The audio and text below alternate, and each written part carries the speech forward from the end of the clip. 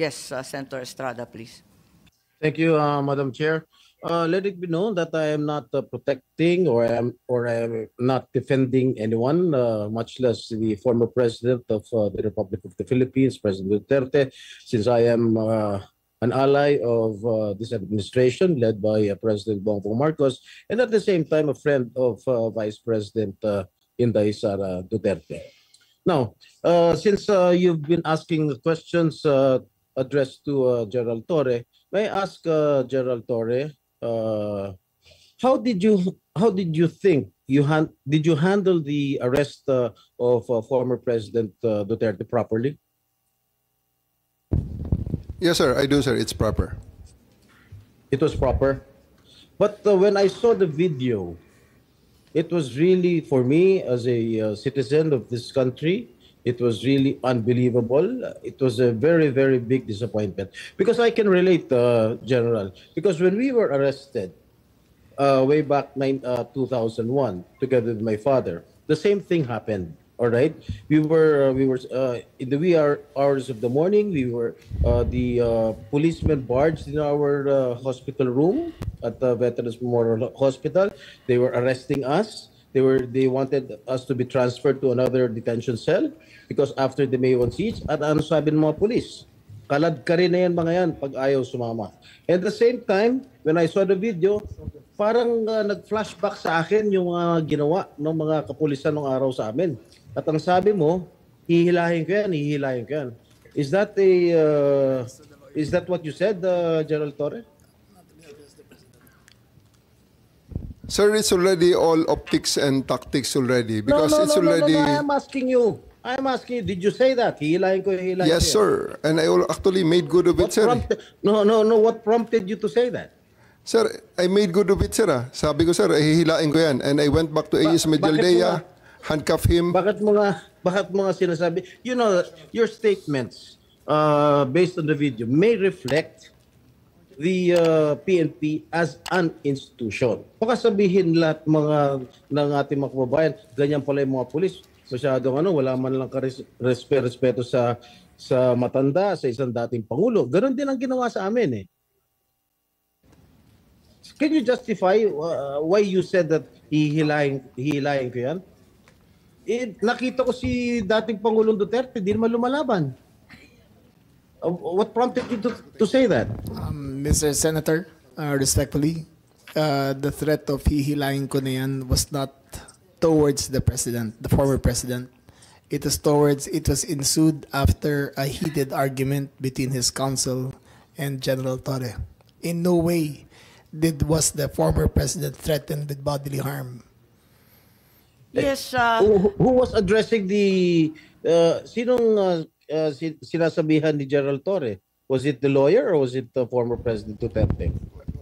Lawyer, sir, Attorney Medialdea. And actually, sir, after that, I actually went back to him, placed handcuff on him after reading him his rights and arrested him for obstruction of justice. And after that, sir, I brought him to the bus and came back again and told Attorney Delgra he's next. And again, sir, I will reiterate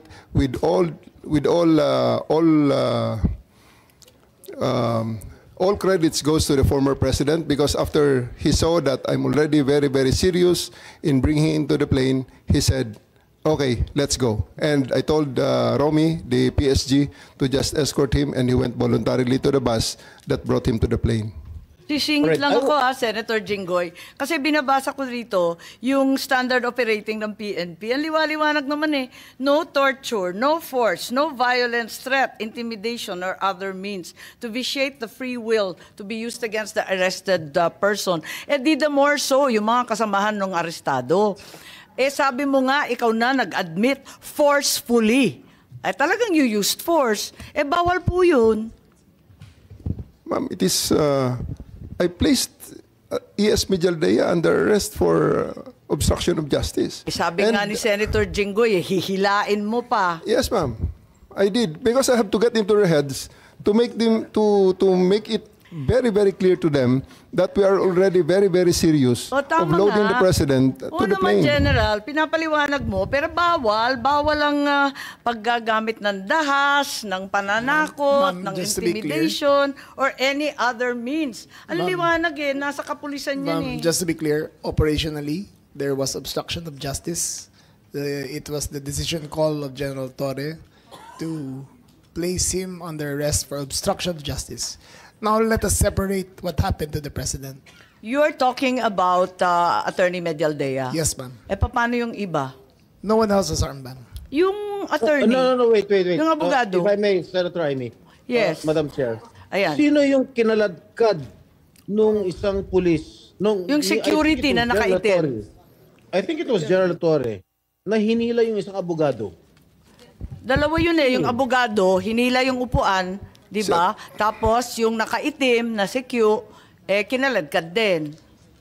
Si Attorney Delgra, sir, because he is next to be arrested. And because of that, the former President PRRD saw that I'm already that serious. And he said, he prevented the situation from further deteriorating and escalating.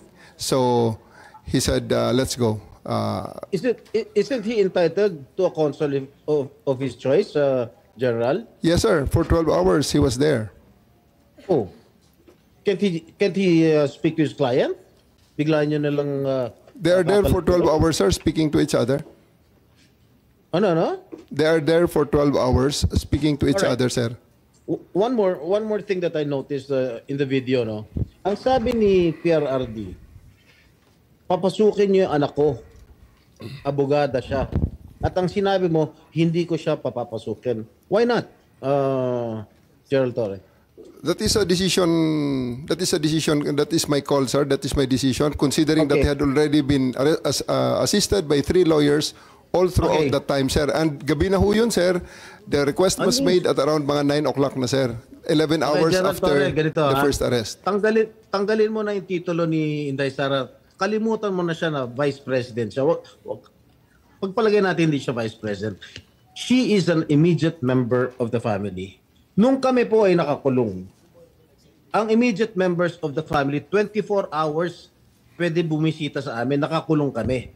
Ito hindi pa nakakulong. Anak ito. Bakit hindi niyo pinapasok? Maliban doon, is this not a violation of RA 7438 that requires that you guarantee access to an attorney in addition to the immediate family? The President also said na yung anak niya, yung babae, abogado ko yun, papasukin nyo. Hindi nyo pinapasok. Abogado yun eh. Actually, sir, Exactly. first to answer the question of Senator Estrada, sir. I have told the President that they can visit him at his detention facility because at this time the order of the day is to load him into a plane. So that's what we endeavored to do, and that's what happened, sir. Ano niya bibisitahin yung tatay niya sa Netherlands? Hindi naman dito tinray eh. Hindi naman dito kinasuhan eh. Sa ibang bansa eh. Oh, bakit hindi niyo man lang binigyan ng kortesiya yung anak na isang abogada na magkukonsulta? Katulad nga na sinabi ko kanina, yung mga nakakulong nga, 24 hours pwede bumisita ang immediate members of the family. Bakit ito hindi pa nakakulong, hindi niyo pinapasok yung anak? Our mission at that time, sir, is to deliver him to the My God. body who Kahit issued the ano warrant, mangyari, sir. Nasa batas yan. Nasa batas yan, General. Immediate members of the family, lawyers, priests, etc., etc. I should know. Nanggaling ako dyan. Tapos ito, hindi naman nakakulong. Again, I am not defending President Duterte. I'm just explaining the rights of an accused. Because naging akusado rin ako. And I don't want that to happen to anybody else. Dapat naman nagbigay kayo ng konting kortesiya o respeto man lang sa mga dating presidente dahil naranasan namin yan. Nung kinulong po yung tatay ko, ganun din. Kawalang respeto ang mga pulis sa amin. Porket nawala na ba kami sa kapangyarihan, ganun na lang.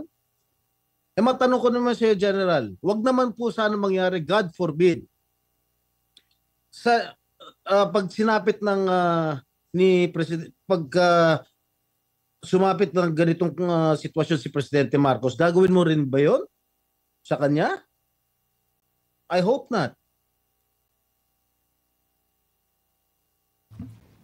Ang liwanag po ng batas, kung ma-follow up ko lang si Senator Jinggoy, tama po siya. Hindi lang yung immediate family, medical doctor, pare or religious minister, any national non-government organization, ang CHR, international non-government accredited by the Office of the President.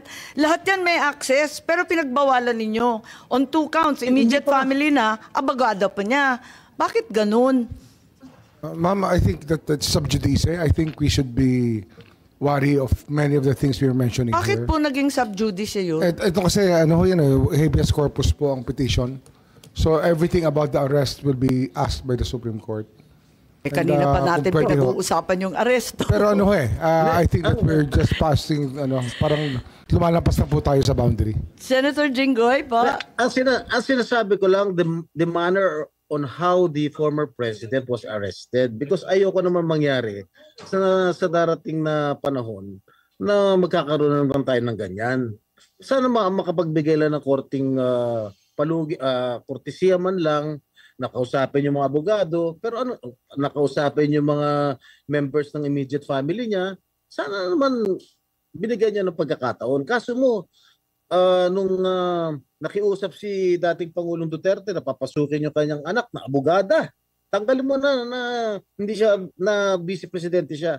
Abogada at anak niya, member na immediate family, sana naman lang binigyan niya ng pagkakataon. Makita niya yung tatay niya bago niyo siya isinakay sa plano. Yun lang naman yung sa akin. Masakit. Ako, isang anak na meron din akong tatay na ginanon ninyo. Masakit para sa akin. Pakipaliwanag din. Maraming salamat, Senator Jinggoy. Marami tayong pinagdaanan, kapatid. Kaya't eto nga, talagang dinudibdib natin Madam Chair, ito. Yes, Secretary John Vic lang po. Kay VP, kay Senator at sa iyo, hugot ng mga anak ng presidente yan. Sumpa. Secretary John Vic, itatanong ko lang, why was there obstruction of justice? Pakipaliwanag lang. Anong ginawa nila na obstruction of justice? I think